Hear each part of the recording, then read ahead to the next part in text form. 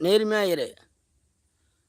அரமண கோழி அம்மியை உடைக்கும் என்ற பழமொழியும் விடுகதையும் நம்ம கேள்விப்பட்டிருப்போம். இதோடைய உதாரணம் எனக்கெல்லாம் தெரியாது. என்னடா இப்படி சொல்கிறாங்கன்னு நானும் யோசிப்பேன். அரமண கோழி போய் எப்படி அம்மியை உடைக்கும்? ஒரு கோழி போய் எப்படி அம்மியை உடைக்கும்? அப்படின்ட்டு யோசிப்பேன். அதுக்கான விடுகதைத்தான் அவருடைய கட்டுரையில் நான் படித்தேன். அந்த விளக்கத்தை உங்களுக்கும் சொல்கிறேன், நீங்களும் தெரிஞ்சுக்குங்க.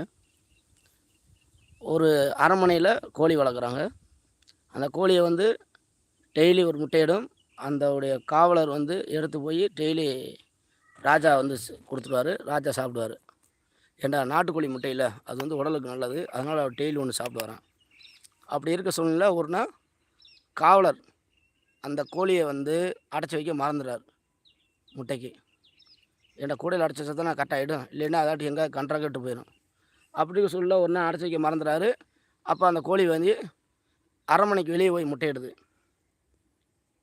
முட்டையிடவும் பொதுவாக வந்து அரண்மனைண்டா நல்லா பளிங்கல் நல்லா தான் இருக்கும், சுத்தமாக நல்லா ஒரு மற்ற குடிசை மாரி இருக்காது, நல்லா இருக்கும். அப்போ அந்த பளிங்கலாக இருக்கும் போது அரண்மனை முட்டையிடவும், அந்த அரண்மனை வந்து முட்டையிடவும் அந்த கோழி முட்டை உருண்டு சென்று எதிர்த்த வீடு, விவசாயி வீடு, அவர் ஒரு குடிசையில் வாழ்ந்துக்கிறாங்க. அப்போ அவங்க வந்து அம்மி தானே அந்த காலத்துலலாம், அந்த அம்மியில் போய் வெட்டு அந்த முட்டை உடஞ்சி போகுது.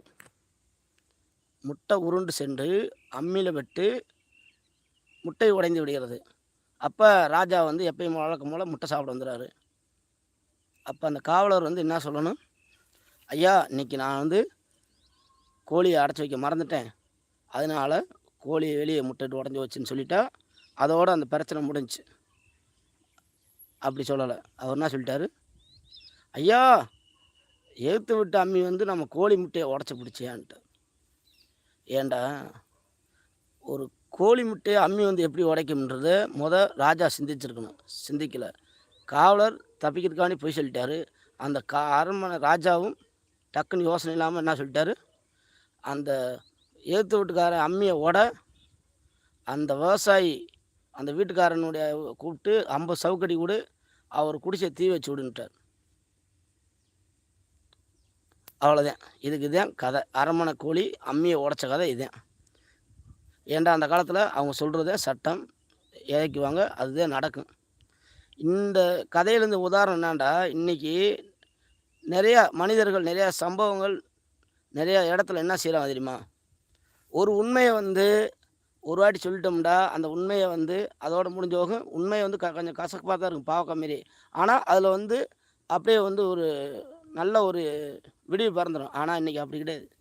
நிறைய பேர் என்ன சொல்கிறாங்க தெரியுமா, தன்னை காப்பாற்றி கொள்ள, தன்னை தப்பித்து கொள்றதுக்காக வேண்டி யார் மேலேயும் பழியை போட்டு எவனும் எப்படி நாசமாக போட்டணும், நம்ம தப்பித்து கொள்வோம் என்று பழி யார் மேலேயும் வீண் பழியை போட்டுவிட்டு இன்றைக்கி இப்படி பிரச்சனை தான் நாட்டில். ஒரு 70% வீண் பிரச்சனை. அவன் அதுக்கு வந்திருக்கவே மாட்டான். வீண் பிரச்சனை அவங்க மேலே அடுத்தவங்க மேலே போட செய்ய, அடுத்து நம்ம பிழைக்காட்டியும் பரவாயில்ல, அடுத்தவங்க பிழைக்கக்கூடாதுன்னு சொல்லி நாட்டில் இன்றைக்கி ஒரு கூட்டம் அலையுது. எப்படி தெரியுமா, தான் என்ன செய்கிறான், தன்னுடைய குடும்பம் என்ன, தன்னுடைய சூழல் என்னான்னு யாரும் சிந்திக்கிறது இல்லை. அடுத்தவன் என்ன செய்கிறான், ஏது செய்கிறான், அவன் குடும்பத்தை கெடுக்கணும் செய்யணும். இதை பார்க்குற கூட்டம் தான் இன்றைக்கி அலையுது. தனக்காக சாமியாக போகிற ஆள் இன்றைக்கி ஆராய்ச்சிருக்கான் இந்த உலகத்தில். தனக்காக சாமி ஒரு ஆள் இல்லை.